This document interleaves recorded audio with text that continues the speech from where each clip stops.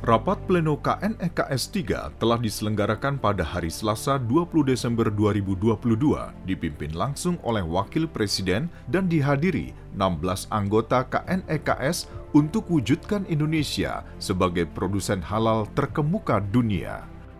Hari ini kita fokus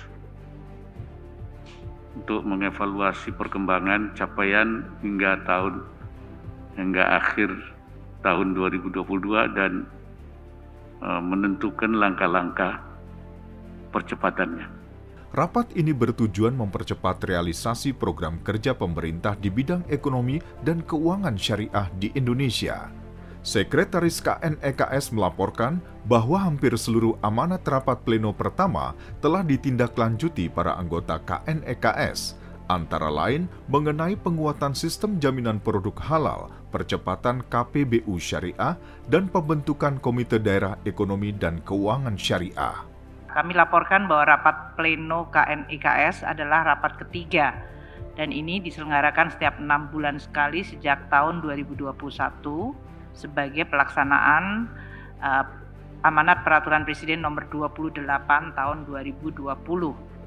Tujuan dari rapat ini adalah untuk memantau dan mengevaluasi pelaksanaan program KNEKS dan memperkuat koordinasi dan sinergi antar seluruh kementerian lembaga dan bahkan pemerintah daerah, dan tentu untuk mendapatkan arahan dari Bapak Wapres selaku Ketua Harian KNEKS.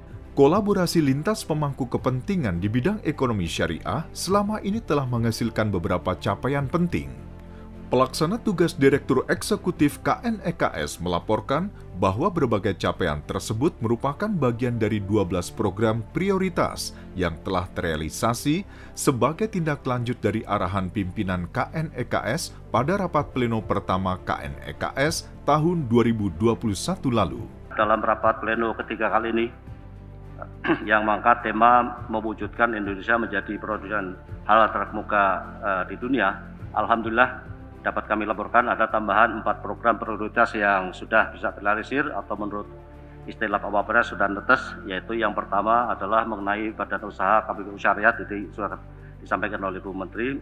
Yang kedua adalah PMT KMS 4.0 berupa transformasi digital dan sustainable, dan ketiga adalah percepatan ekspor UKM industri halal, dan keempat adalah percepatan implementasi sertifikasi halal UMK. Dalam rapat pleno tersebut, para pimpinan kementerian lembaga telah mendorong ekosistem industri halal agar masyarakat lebih mudah memperoleh produk-produk yang terjamin kehalalannya.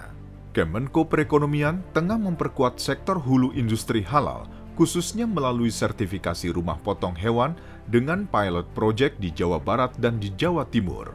Menteri Pariwisata dan Ekonomi Kreatif terus mendorong pertumbuhan pariwisata ramah Muslim untuk mewujudkan Indonesia sebagai salah satu destinasi utama bagi segmen Muslim global. Kementerian Keuangan akan memberikan dukungan pada industri halal melalui insentif fiskal dan non-fiskal untuk segmen produk yang memiliki keunggulan di pasar halal global.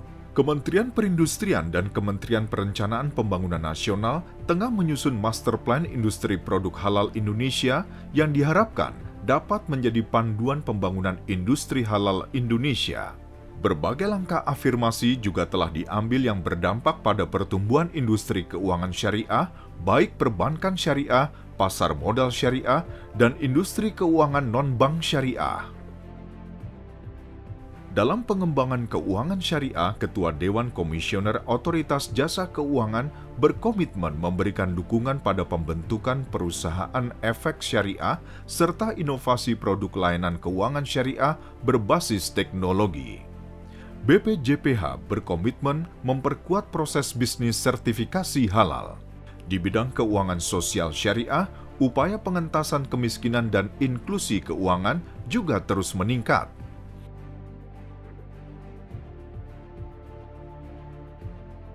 Untuk mendorong perkembangan usaha mikro, kecil, dan menengah, ekosistem keuangan syariah telah memberi dukungan pembiayaan syariah yang berkelanjutan agar pelaku usaha bisa tumbuh bersama. Pemerintah telah memfasilitasi peningkatan ekspor produk halal pelaku usaha mikro, kecil, dan menengah ke negara-negara organisasi kerjasama Islam.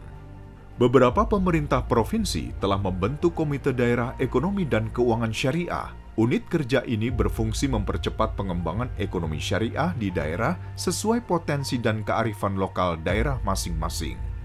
Wakil Presiden menyampaikan arahan bagi para menteri dan pimpinan lembaga untuk bersinergi guna mempercepat pengembangan ekonomi syariah tanah air. Terakhir saya minta para pimpinan, baik anggota maupun non-anggota KNKS, kita memberikan dukungan berkelanjutan termasuk pada program kerja reguler, yang tadi reguler, KNKS, maupun yang isu-isu penting,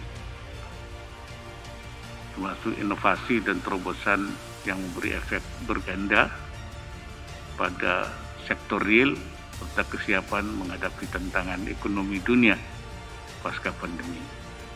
Melalui sinergi dengan berbagai pihak ini, mari kita wujudkan ekonomi syariah sebagai sumber pertumbuhan baru ekonomi dalam rangka meningkatkan ketahanan ekonomi nasional. Ekonomi syariah, kebaikan untuk semua.